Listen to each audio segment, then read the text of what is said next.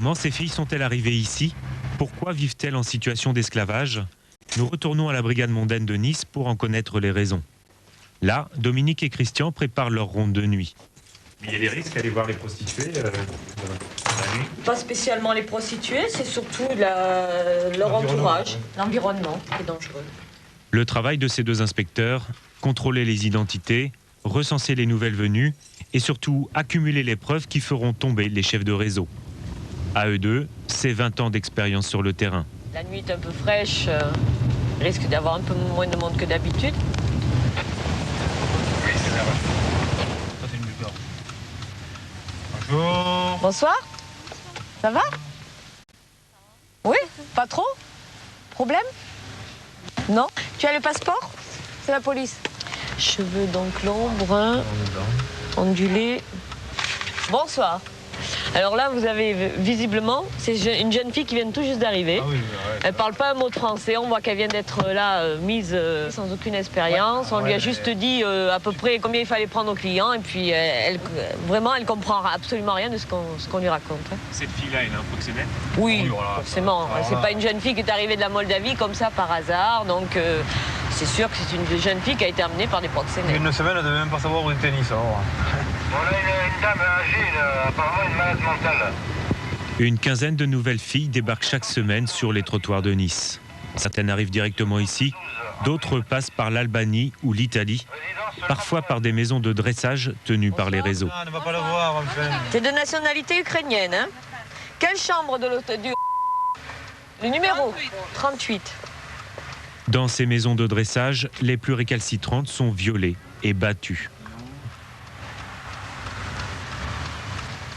Dans un premier temps, on leur faisait miroiter des emplois de femmes de ménage ou hôtesses dans les restaurants, dans les bars. Mais les proxénètes ne parlaient pas de prostitution.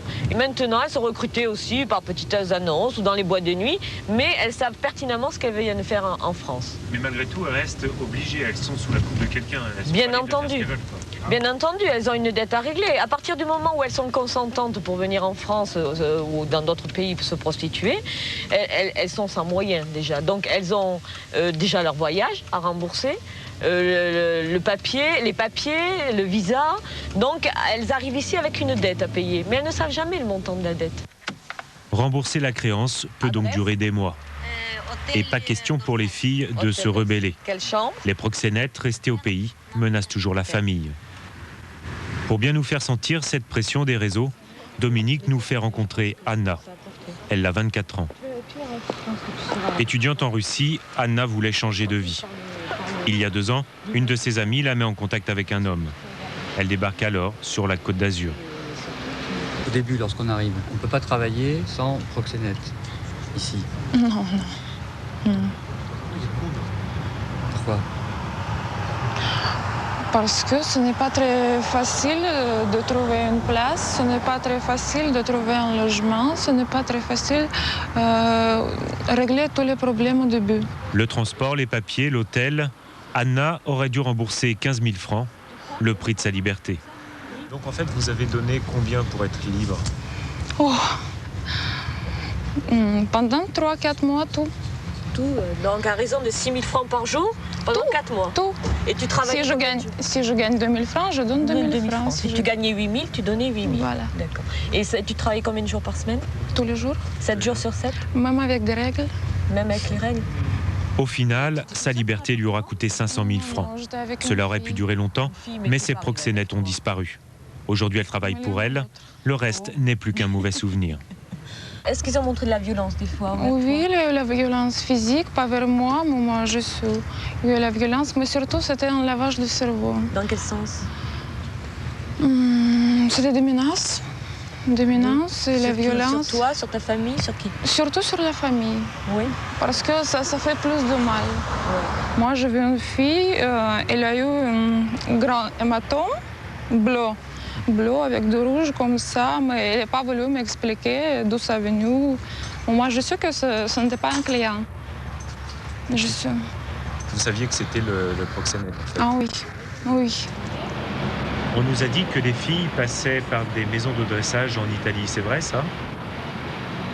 Oui, j'ai entendu quand je parlais avec des filles Ils sont partis par les Albanais, par l'Italie. Oui, j'ai entendu de ça. Vous le croyez? Oui, je crois. Pourquoi ils doivent me mentir? Et là, vous êtes libre. Oui, je suis libre. Ça veut dire que si cette nuit-là, vous gagnez 6 000 francs, les 6 000 francs, c'est pour vous. Oui. C'est bien. Mais il faut le dire qu'il n'y a pas beaucoup de filles comme moi. Anna, un cas exceptionnel. Sur Nice, une vingtaine de femmes seulement se prostitueraient librement pour leur propre compte.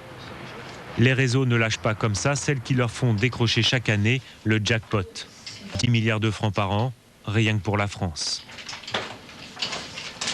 Chiffre d'affaires actuellement de la prostitution sur Nice, vous avez une idée? On peut se donner une idée dans le sens où à chaque sortie, on contrôle à peu près entre 50 et 60 prostituées des pays de l'Est. Considérons qu'une prostituée gagne environ, en moyenne, 3 500 francs par soir. Donc ça vous fait une moyenne, 3 500 francs multiplié par 60, et ben, je vous laisse faire le compte. Hein. Et où il va où cet argent en général? Les personnes vont à la poste, c'est un service postal. Elles envoient une somme d'argent à un destinataire dans n'importe quel pays européen ou de l'ex-Europe de l'Est. Et en gros, dans n'importe quel guichet de la Western Union de ce pays, la personne peut immédiatement toucher la somme d'argent. Comment on peut lutter contre des réseaux quand l'argent est transféré aussi rapidement? Je ne vois pas de moyens. Actuellement, je ne vois pas de moyens. C'est pessimiste ce que vous dites là. Non, on est impuissant. Pour l'instant, on est impuissant et puis je pense que cet argent fait partie d'une certaine économie aussi de ces pays. Ça fait vivre certains gens. Donc, à partir du moment où ça les fait vivre, ils consomment. Donc, c'est un apport d'argent dans ces pays. Donc, je ne sais pas s'il y a vraiment une volonté de faire cesser ce trafic.